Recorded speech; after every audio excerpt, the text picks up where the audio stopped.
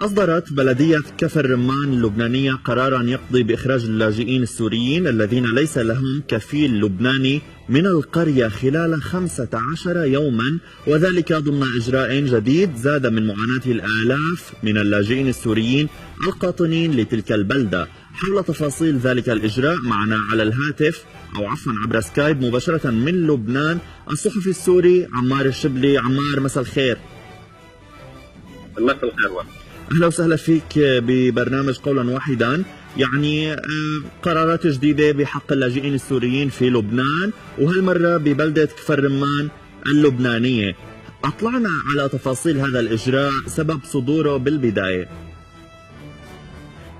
طبعا في تفاصيل هذا القرار. أولا نبدأ بما سبق هذا القرار.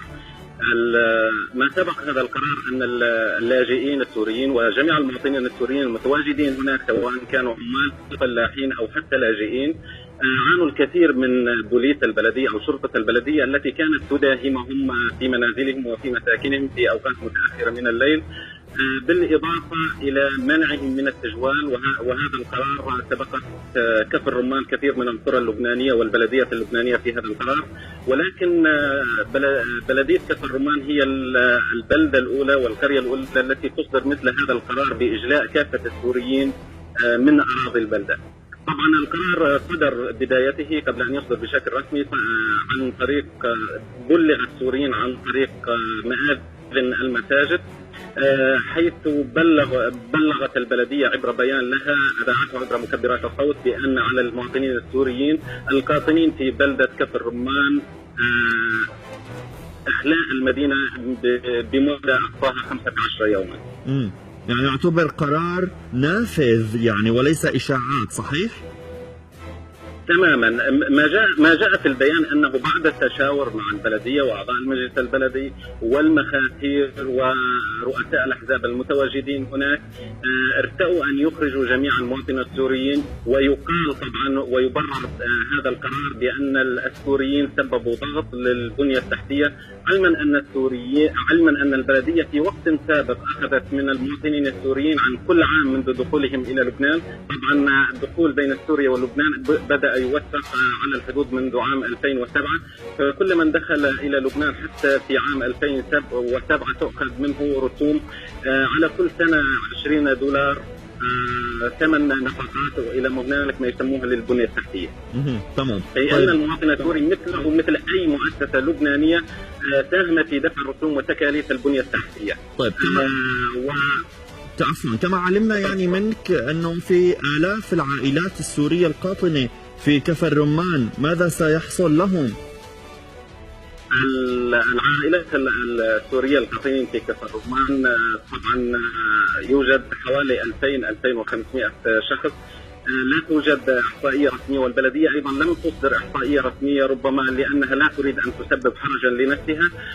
حوالي 2500 شخص منهم عائلات وأطفال ونساء سيتم إجلاءهم خارج البلدة، ولم تحدد وجهة اتجاههم، علما أن العائلات التي تعمل بالزراعة والتي لا تعمل أيضا هي العائلات النازحة، هم مكفولون على الأمم المتحدة، وعلى الأمم المتحدة أن تحميهم حسب بنود معاهدة اللاجئين بأنها تحميهم ضمن حدود ولايتها. تمام.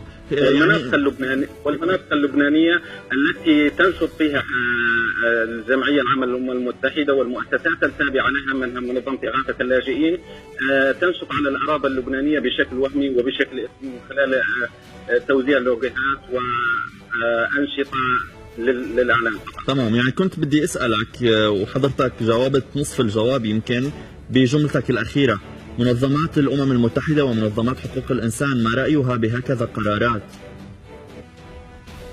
حسب بروتوكول روما المواد 3 2 و7 و8 لا يمكن لأي جهة سواء كانت سلطات محلية عسكرية أو شبه عسكرية أو أحزاب أو أشخاص أن يرحلوا بشكل جماعي أشخاص آخرين على شكلهم أو لونهم أو دينهم أو طائفتهم أو أبيهم. تمام. فالأمم المتحدة الموجودة هنا في لبنان لم تسهم في وضع أي حد لمشاكل اللاجئين السوريين، بما فيه من اللاجئ السوري الذي عرض قضيته قولا واحدا في حلقات سابقة، الذي ضرب في مبنى الأمم المتحدة وتم الاعتداء عليه. هذا اللاجئ لم يأخذ حقه إلى يومنا هذا، ولم يتابع موضوعه، رغم أننا في قولا واحدا وتلفزيون سما سلطنا الضوء على هذا الموضوع وطالبنا الجهات المعنية سواء بمؤسسات مجتمع أهلي مدني أو حتى جهات رسمية بمتابعته. بدي أشكرك كثير لتسليطك الضوء على الإجراء الحاصل في بلدية كفر رمان بلبنان. شكرا كثير لك عمار الشبلي مباشرة من بيروت عبر سكايب. أهلا وسهلا فيك. مشاهدينا نتابع بعد فاصل قصير.